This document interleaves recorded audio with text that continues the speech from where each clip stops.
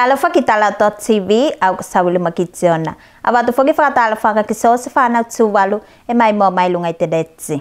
Mo te pone ka fakalonga tawa kitala ki lungai fisoso ane te malo mo poko tianga o te TCT no. Ko toka nei o tongi kitua. Pena fogi mfakatokanga te tupetewa Tuvalu ki fakailonga na ngaluenga kitino. Pena fogi mnistalaka.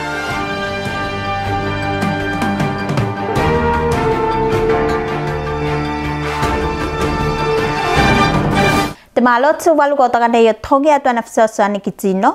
Ko la de poko tia do fale taime o te matangi malo TCT. Te lan whepakita atu whenua i te kamtanga tausanga nei. Te tūlanga tēnei ni whakailon te minisita o tupe. I te whainga mea te lan whaita songa fua ana whita i te whalefono tō masipuapua. Tile sa te om te li pōtsi. I te whainga mea tēnei, te minisita o tupe tēnā malu sewe painiu, ni whakamaina nei a whakatokanga te malo e whakawai e a te alanga whesoaswani tēnei. I ana pati me i te taimi tēnei, ko whakangalue te whakatokanga fōki lunga i te alanga whesoaswani tēnei ki lunga i whale, ko la ne pākia i o me ne whakamasei ne te matangi malosi. A te whakamafulinga tēnei ne māfua mai lunga i se tūlafono. Ko te Tuvalu Climate Change and Disaster Survival Fund. Te rane whakatali ane te parlamenti te luafis fulima. Tēnā e whakatū iei a te whakatoetoenga ko te Tuvalu Survival Fund. Te lalo ne whaai te whakatino tonu eroa mo so se whakamāseinga ki lunga i whale. E whakawaiki ei a te whisosoani o te malo mo whale ko nāne whakamāsei. Te lala te tisi tino, ne tupu mai tua te tūlawhano lasi tēnei a te atu whenua. Te lala ko whakaonga ne tātou a te tūlawhano tēnā. Ki lunga i te alanga whasosoni, whakawai i te alanga whasosoni tēnei ki lunga i whale ko lāne whakamasei te tisi tino. I ana pati mei pokotianga ko nei ne tupu mai tua te whaitenga te tūlawhano lasi tēnei, te lago whakaonga aloa a whakanofonofonga tusai e ko te whesoaswani a te malo mo tino te atu whenua. Te lala ilunga i te whakatokanga tēnā. E isi se payout policy methodology. Te rai whakawai ki ei a te alanga whasosoni tēnā. Ke taunga tonu mo te value o te whakamaseinga o te whale tēnā. E tēnā nei a te mafulinga o te alanga whasosoni a te malo. Mai lunga i aso kone i tausanga kone i neolo. Te lala te alanga whasosoni o te malo ko whano tonu lo ki lunga i te extent o te damage. Te value te lao te pokotianga i mo ko te whakamāseinga. E tu samo te lua se lau ono valua whale ni pokotia i te matangi malosi, kai tō i loto i whakanofonofonga o te whasoswani tēnei. Mai lunga i te ripoti tēnei ne maua e tu samo te lua se lau ono sifuluwalu o whale katoa, buildings. Ko la ne pokotia. I lunga i ka whai ko whakangalue a te payout policy methodology tēnei ki lunga i te value o te whale te lane whakamasei. Mai lunga i te lua se lau ono sifuluwalu o whale konei, i o moko buildings konei ne pokotia. E wau ki lunga i se whaselau maleiva, awhe, tāla, a te total. Te tupe te la ka whano ki lunga i te rai whakatonu mai laru te tūla whono, mo te whakangalu e nganga o te assessment o the value o the damage. Ka tuku whakatasi a te tupe ki lunga i te au whaki tēnā e lua se lau ono sifuluwalu o whale. E wau ki lunga i se whaselau maleiva a whetala. Te whakanofonofonga te tūlawhano tēnei lalo te vaenga o te whakamaumaunga o te whanonga o whale, e whakapatino ki lunga i vaenga e tolu. Te whakapātono mai ne te minisita me vaenga ko ne vasengaloa i te whola, i o mko te whakawai o te whale, te whoitino whale mo te tua whale i. I ana pati mei whale katoa ko nei e lua se lau no walu ne pokotia, e kese whakiloa au whaki o tupeka whanukilunga I whale takitasi, whakatau kilunga I te lipoti te lani whakatoka te timu whailoilonga. A te whisoswani tēnei o te mālo e whakatupengina I lalo o te alanga sene o te tūlafono tēnei, ko te Tuvalu Survival Fund. Tile sa te o motala o te dotTV. A tino ngā lue te tupete o Tuvalu I lunga I whanafuti nei, ne ka mata o whail tau ngā luenga whakamaina ki tino, a ngā luenga msosoa Nikolai whakamawangina te tupeteu. Mai se mo tino whai whakawai ko lai whia maina I tūlanga ko nei. I lunga I whanafuti, e sin taipola whakamtalanga a tino ngā lue whakatui ko ngā konga, mo te whamoemoenga tino whia maina, I o meisi sana whesili ke whanatua sau tala mo tino ngā luenga ko nei, e no whai taipola. Ne whai main te menete a te tupeteu, me te polokalame tēnei si whai ngaloa o lātou e māsane o whai tau sanga takitasi. Ia na pati, me sosi whaamtalanga te lai manako ki ia tino whai whakawai, ia moko sosi tino e mawhai nei au whano ki konga konei e whaatui e taipola tino ngā lue. Whakatone mātou information booths bene e promote ia services a maua, the Provident Fund, e bena whaki a benefiti ki mawhai oiroa ne members of the fund ne I te avanoanga whakilo I loto I booths kone e mawhai whaki ne members o access statements a lātou inquire ne lātou o loto pāreni ia e mawhai whaki ne lātou o change nominations a lātou ne Te ofisa tupeteu e whakamalosi ke ana tino whai whakawai, ke whakao ngā te avanoanga tēnei, mā whai lātou siki mai na whakalei I whāna whanafonga ko lai whakangalue nei I te tupeteu.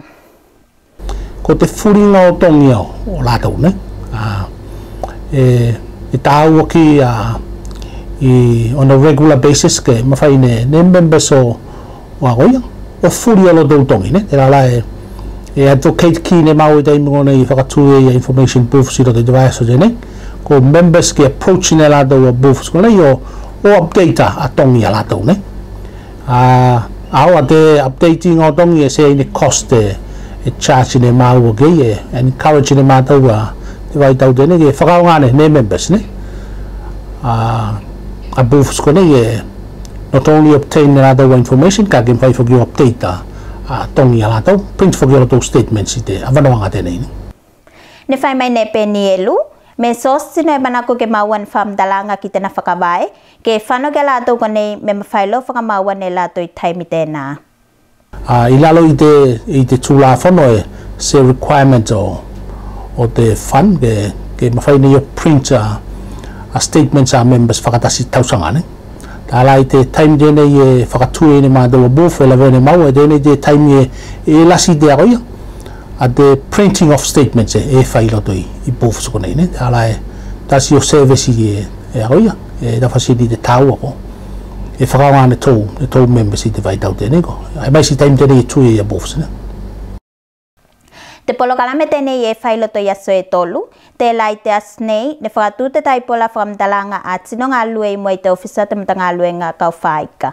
Te astaia ko nofo I te māketi ko te ulukai, kai mo te toe aso ko nofo I ko nei te whale kau puleo vai aku. Te avanoanga tēnei e tuku matalafua ki so sino whai whakawai I te tupeteu Tuvalu. A tamalike a konga I lunga I whanafuti nei, mai se te nau te mawhetu walu, ko lasi ki te ldou mai nanga I te tāua o te asa whakamanatu te Olympic Day. Te aso e pakutonu ki te aso nei, te la te komiti whakatele neolo atu ki a konga ko nei te vai aso nei, o whai a ko a konga e wingam te aso tēnei, ke tuku a tāua ki a tile so te om te li pōtsi. Mea nei se tasi e polokalame o te komiti whakatele polokalame o te Olympic Day, e whakamailonga I a te aso whakamanatu tēnei. Te whakamoemoenga te polokalame tēnei, ke a wakatei loa am te malamalama o tamaliki a konga, te pongai o te aso tēnei, kai mai se iei ke lo ne lātou me sea te whakapotopotonga tēnei ko te Olympic. Te pongai tāwaro, te polokalame mātou te luaso tēnei ko teka, te amatonolo visit a konga lāsanga mua, te primary schools, ke oko ki te lāsanga lua tēnei te aso tēnei. Te manatu mālunga roi mātou ko te meke whakala uefa te iloa, o tamariki a konga katoa ki runga I te tāua te asteni te Olympic Day tai pakuton foi te asteni ko te mea keiron nato te tāua tā whaonga ki runga I o langa lato ta ki toko tasi. Ne whakasia ka whukine te whailautusi o te task nok me te swaponga I tāuan ma whauwhaungina I ke I se polokalame ke whakamalo si tamaliki ko lai tale ni ki tā whaunga, ke whakaunga whakalei o loto tale ni. E whakataua kilo ne mātou kone involve me tau tā whaunga, te tāua tamaliki foli kone me ona ko te development of sports e kāmata tu I lalo, e taunga mātou develop a sports I tamaliki, ko te mea ki become future athletes I o suia tu Tuvalu ki whenua I tuane. Te ai whakataua kilo mātou te stage, tēne tamariki te primary, mo te mea ke nailon nātou which kind of sports lātou interested I e, te mea ke tau mawhai mātou identify, ka develop. I lunga I terms a mātou te tāwhaonga, ko te talent identification. Te polokalame asiasi tēnei ki ākonga, se polokalame te lai whakatoka I e tamaliki ki polokalame ko la ka whai te whakautinga te vai asu nei, I whakamailunga I te aso te Olympic I Tuvalu nei. A elue se ki tēnā loto whakawhitai ki tamaliki ākonga, whakatasi mo whai ākonga ko lāne mawhai whakatasi o whakataunua polokalame whakatele o te aso tēnei, kai mai se tēnā loto whakawhitai ki te komiti whakatele polokalame o te Olympic, po te kau whakatasi atu ki te whakataunua whakatelenga o polokalame. Te whakamoemoenga me ka tūmaolo pēnei, te kau whakatasi o tamaliki ākonga I polokalame o te aso 5 te aso no nei. Tile sa te o mo tala o te dotTV. Kai mo te toe tala, a tamaliki ni whakatasi ki ako ngā te komiti o te aso te Olympic I te aso nei, ne maua te loto nau ke sui tatu whenua I tūlanga o tau tā whaonga I asmai mua. Tūlanga tēnei ni whakasiaka nes tamaliki mai lunga I te whakalongonga, ki whamtalanga te whanau Tuvalu tokotasi te la kōti ne sui atu nei a tatu whenua, ki te whainga tā whaonga te lalangi ko te Olympic. Toko tasi whanau Tuvalu te la kōti ne sui nei a tatu whenua I te whainga tā whaonga lasi te Olympic, ne au whia I te komiti whakatele polokalame o te Olympic, te la nea se atu ki ako ngai te aso anawhi te aso nei. Kia kati te me tā uolone, mawhawhau iau ke kau whakatasi mai iau ki te tūlanga te whainga polokalame te nei just nei te Olympic te. Pēla me se tamaki tā whao, nā te me ke whakamalosi a tūlanga whanau, kai mai se ko te whakamainanga lātou me isi se whakamoemoenga tā mai tua. Tā mai lunga ka, a whai e whakaunga whakalelo tō tāleni, o te whakamoemoenga ka whakaunga tāleni au. Tō whanau Tuvalu I loto te atu whenua. Te me ke isi tō whakamoemoenga me se mo se mainanga lātou me se whakamoemoenga mai. Tā mai mua tu mai tā whaunga lātou ni e whai loto te atu whenua. Mea nesi polokalame e tasi polokalame whakamanatu o te aso te Olympic, tēnei e whakamanatu I loto I te vai as nei I whanawhuti nei. Ne whakaisiaka nisi whanau a konga, te la ne mawhai o mōli mau nei e te polokalame tēnei, te tāua o te kauwhātasi atu o tasi o whanau ata mai te tāwhao, mo ni isi whaenga o mea ko lāne tau loto nei e taime te polokalame tēnei. Rato, aku yang main salib, iwan mato mkoyelo te lamu koyelo nipseni Tuvalu, na mato kangen gaya, koyelo te lame inspire ni mato ke kalmu ke na halus mato ke tau ki datang, na lote kecil mato ko tawa te afang mato kemarin, susah ni mato ki kitne yang do kecil ke lei halus. So, isme ako kin dawlo to now ko pag respect ni si Gino. Atau istamli ki mataw siya ako nga kaya. Kasi nga mataw siya ako. Makakay maliki si nanamaya kay sa mas wale-wale. Mani ako nga kapang ang galing. A whai pati ngā te komiti tēnei, ne whai mtamaliki a konga, e au whia ko tūlanga tāua ko la e whakamatea te kanoloto o te Olympic, whakamoemoenga ke ilo ne tamaliki me te asu tēnei, e se kilofua ki lunga I tā whaonga, ka o te tāua o te Olympic. Ona me whakamalosi nei a tūlanga o te nofowhile mum te whalawhane o whenua e alai tā whaonga. A polokalame o tas whakamanatu o te Olympic, e whakasoko I taso 5 te aso ono, I tai te tulaki ngā whalekau pule. Ko nā la tala dotTV mte pōnei, whaftai mte ono mai, ke manu ia te pō, ka e tō whā.